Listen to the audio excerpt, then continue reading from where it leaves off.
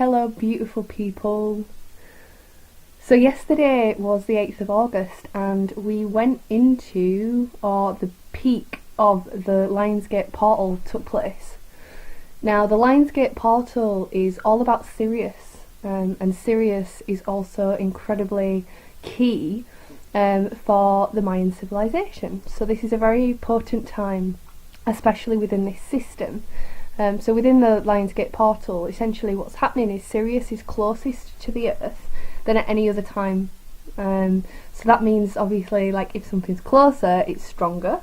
You know, if you've got a really strong smelling perfume on, if you stood really close to someone, they're going to really be able to smell it, whereas if you stood at the other side of the room, they're probably not.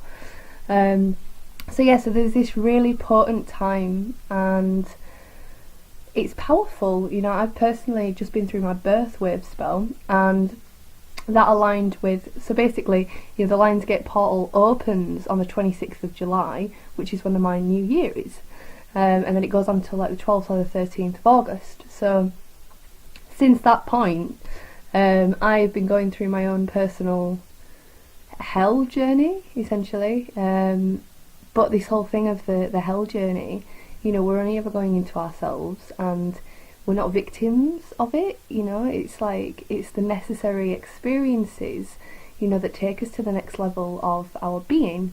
So even though I've been through this incredible process, I've done loads and loads of work on myself, I've had incredible amounts of learning, you know, lots of parts of myself that I didn't want to see, lots of parts of other people that I didn't want to see, and just really coming back to that love and presence all the time, you know, for all of us.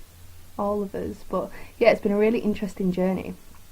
But now, today, we enter a new Wavespell. So the energy of this Wavespell is the energy of Blue Night. So Blue Night is very much about the dream time. Blue Night is this energy of the unconscious. Blue Night is the key of the subconscious mind. So, you know, the subconscious has got two very interesting sides to it, just as this whole dualistic experience does.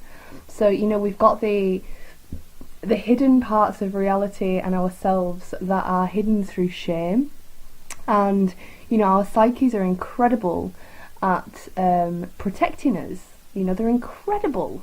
The mind is a really phenomenal creation, but what that means is that often, in order to protect, the way that we see things isn't clear, and, you know, there are things about ourselves and our experiences that get distorted and held within this subconscious space. So it's like, you know, I think it's something like 70 or 80% of our action is actually being stimulated by this subconscious. So all of the beliefs that we hold within our subconscious mind, for better or for worse, are what are then attracting, you know, the similar experiences within our life. And, you know, we've got like, let's say we've got 30% conscious mind, so it's all well and good to be like, okay, well, I'm just going to be positive, but then we've got this conflict all of the time. So Blue Night is really about working on our subconscious blocks. Blue Night is a blue, so it's very much this energy of transformation. So it's the transformation of the subconscious mind. Now the other side of the subconscious, or the collective subconscious, or the dream time, is the space where everything is birthed, and is the space of spirit. You know, it's the space of nothing but the space of everything. You know, it's like the particles before they get, you know, made into matter by a person's mind. That's the space, you know, the before we give it meaning, that is the space of the dream time. So, you know, the potential, once we transform our subconscious blocks to be able to channel and hook into the incredible benevolent universe that we live within, is absolutely next level. I'm just going to have a little drink.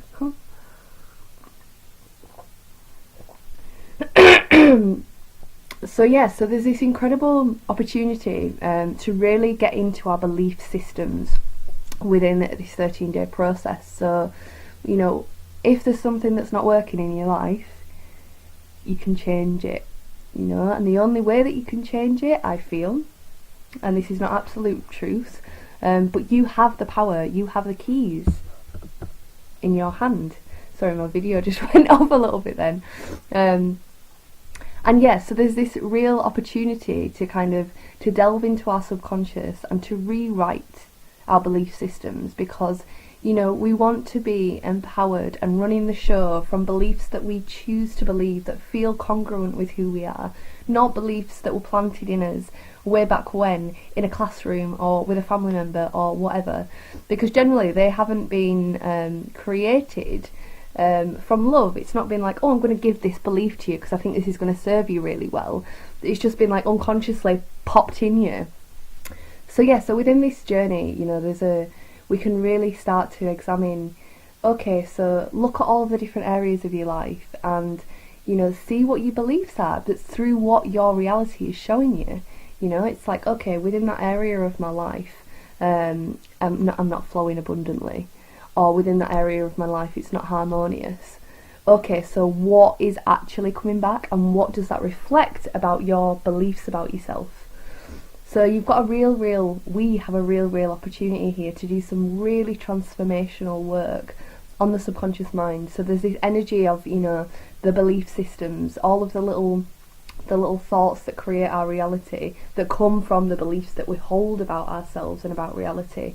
So yeah, so there's this kind of side of it, and then as I say, you know, there's also the dream time. So the energy of the dream time is very much that anything is possible. So there's also this opportunity to kind of tune in with our higher selves, because it's already created anyway, and see what we're wanting to create. So it's like the first half of the Wavespell is this, okay, I'm going to go into my subconscious mind and I'm going to do a bit of clearing out. And then once we hit the middle of the Wavespell, we've then got the opportunity, I'd say, to be fair, on day 9 would be the greatest day to really start to see intentions. So yeah, on day 9, that's what I'm being told, because day 9 is the gateway of any Wavespell, any 13-day process. Today's day 1. When we get to day 9, 1 second, let me see what day 9 is. Oh wow! So day 9 is Blue Monkey. So we've got Blue Solar Monkey on the 9th day of the Wavespell, and that will be an incredible time. Okay, so prior to that point, if we work on our subconscious beliefs and really get to grips with like unraveling all of that, then once we get to day 9, we're at the gateway point, and then it's like, okay, cool, I've created some space. What is it that my heart's wanting to birth? And then really feeding that. So, okay, I want to create a wonderful, loving relationship. Do all of the work on the, oh, well, I haven't got that now. I've not had it in a really long time. I'm not good enough. I'm not worthy. My body isn't good enough. Blah, blah, blah, blah, blah, blah. Spend 9 days going into that. Focus. You know, be really dedicated, because the only way that you're going to bring it in is if you don't have those beliefs literally acting as a repellent. So for the first 9 days of this Wavespell, really work on unpinning, unravelling and letting go. And then once you get to the 9th day, the gateway day, it's ripe then to be focusing on what you do want to bring in. So then focusing on what you do want to bring in, maybe creating a vision board, something that you can see, maybe using some sigil magic, you know, creating a symbol that, you know, will go straight into your subconscious mind. And again, continue, if there's still anything that's like, oh no, I can't have that, continue to let that go. But on the 9th day, I would say, is the perfect time to seed. So the first 9 days, really about unravelling. So we're going into our own subconscious and, you know, those limiting beliefs that hold us back and that have kept us prisoner. So we begin to unravel those and take them, you know, to the core. Often when we are really unravelling these codes, they take us back to a time when in our life when the belief was created. And, you know, that is the point to get to, because if we can sort of unravel that hook right on the bottom, as opposed to the experiences that have kind of come in, you know, that say, oh yeah, I'm not worthy because of that and that and that and that. Like, if we can actually follow it down to the core and unhook that, and it's a long process, or it might not be, but don't expect it to be like, okay, cool, I'm healed. But it might also be, I'm not going to discount that. But yeah, when we can do that, you know, we're in a much better position to be coming into alignment with, you know, what it is that we do want to create, and not going to keep, you know, repeating these old codes and behaviours. So yeah, And then from that point, as I say, after the 9th day, you know, when we get into this blue monkey day, it's like the energy of the child, the gateway of the child. You know, we're on the 9th day, so we're at the gateway, and then there's this like wonderful child energy of dreaming, you know. And you know, that's the other energy of blue night. Blue night is the conscious dreamer. So within the reality that we are a part of, excuse me, life is but a dream. You know, life is but a dream, and you know, blue night is really this opportunity to be the conscious dreamer, to be able to really, you know, follow the synchronicities and recognise the synchronicities are the flags. They're literally going like, hey, come on, off you pop, come on. And if we can follow those, we are awake in the dream. It's like a lucid dream. Like this whole life is a complete dream, and if you tune into the magic of it, as we did when we were children, it's an amazing place to be and an amazing experience to be having. But you know, more often than not, we get weighed down by these things that don't matter, that are not real, but obviously they feel very real, and that's completely wonderful and understandable that we get hooked into this meaning. But at the same time, it's like, okay, how much can we bring ourselves back to that place of being like, this is just a journey that I'm on right now, you know, and being able to spot the clues and being able to see the patterns and being able to really tune into the incredible universe that we're in. So yeah, it's like navigating from this conscious place. You know, the energy, the light of blue night is very much about, like I say, being the conscious dreamer. So traveling, you know, through life in this space where we are the ones that are making the decisions. We are the ones that are taking in the information. We, as opposed to the subconscious, you know, turned off part of us. You know, because we all go into that space. It's a very human experience that we all have. You know, like you kind of sit on your phone or whatever, and then all of a sudden you look up and you're like, whoa, I don't even know what I've been doing. I don't know where the presence within me, the conscious awareness was, but it wasn't here, you know. And when we're doing whatever we're doing, but the key with all of that is, okay, so what triggered me into that space? What pulled me out of this presence that's then taking me, you know, back in? And once we can catch, okay, so there was that feeling that went on just before that happened, or I saw that thing just before that happened, or whatever, then again we can start to map our triggers and see, okay, when that happens, that makes me want to escape reality and switch off and go into a bit of a zombie state. You know, so if we can catch it before we go into the state, we then, again, like I say, mapping more of, you know, who we are and how we work. And that is truly the key to being the conscious dreamer. We need to understand what turns off the conscious dreamer. We need to understand our triggers that send us back to sleep. And, you know, this word of sleep, it's just doing zombie that we all do, you know. It's like, but why? Each person's got their personal myriad of reasons as to why that happens. But it's really about, you know, this Wavespell is really an opportunity to kind of be working on those beliefs and those triggers, you know, the triggers that hit the beliefs and you know, to really dissolve them so that we can really, you know, come from our heart space.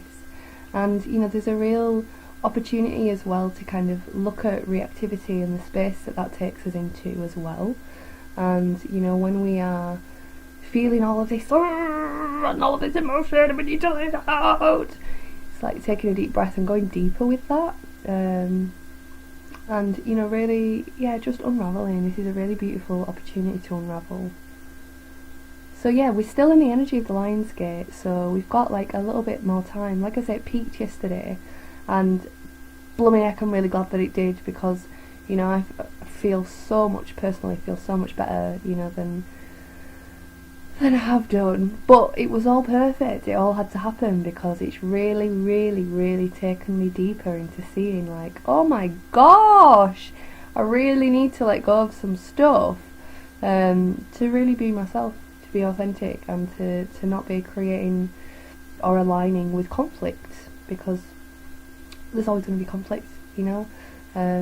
But yeah, the more that we clear, the more that we're coming from a pure heart space, and the more that we know that we don't need to be aligning with that energy anymore, and, you know, take appropriate action. So yeah, it's really beautiful, really, really beautiful. And you know, like I say, this time is really potent. So yeah, whether or not you've got me on Facebook, you know, I shared a little thing last night. This whole energy of Sirius was incredibly key to all ancient civilizations, and they knew more about it than, you know, we kind of know now, which is weird, but not weird at the time, but very mysterious. And yeah, you know, it's like all of that connection that the ancients had is available to us, and especially at this time, because you know the energy of Sirius is so potent to the planet. You know, it's a sun, a star that's like close to our planet right now. So we're getting we are receiving more of its vibes than we would be if it was further away in the galaxy. Although that said, there's always bending space and time stuff. So, but it's a really wonderful time to open the door. Last night I had an amazing evening of just like, I just laid with my music and my candles and received a bajillion downloads and did weird like ooh things, and just felt so held and so guided and so connected, and it was incredible. But sometimes we don't give ourselves the space to do that, and that's another thing, you know, with this Wavespell. It's like, if we don't put something in, spirit comes and fills the space. But when we're putting something in, or you know, watching something or doing something that's bringing all that information to us, spirit's stood over there like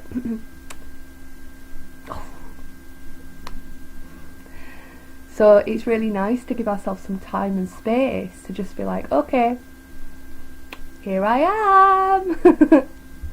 So yeah, so I hope you have a lovely Wavespell, and I hope you enjoy the Lionsgate portal too. You know, this very potent, wonderful time that we're in, and yeah, get in touch if you would like a reading.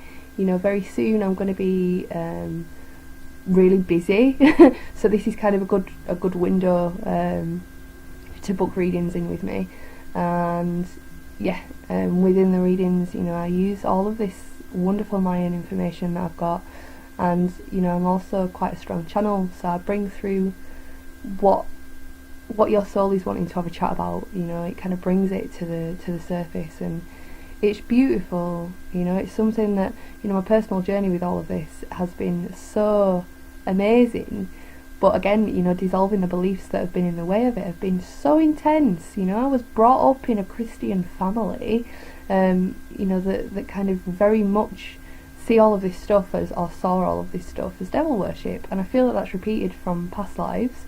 And you know, to kind of get to a space now where I'm like, just being my mystical self, which is the self of us all, you know, it just feels like such a gift. And I know that, you know, from the feedback that I've got from people, it really supports people as well. You know, I'm no master at all, nobody is a master, but we're all masters at the same time. But at the same time, we can support each other, you know. So it's a really, yeah, it's beautiful, and this is an incredible time to be a human being. It really is an incredible time to be a human being. It's like we're on that cusp of like an old world and a new world, but always, you know, the divine world. And it's just an incredible opportunity to really be here at this time and see what's going on. I know that there's all of the fear mongering everywhere, but that's beautiful because we're unraveling those fear codes. So, you know, the gift that it is to be here and now is like, whoa! So yeah, alright my darlings, I hope that you have a fantastic Wavespell, like I say, and I will see you very soon. Loads of love.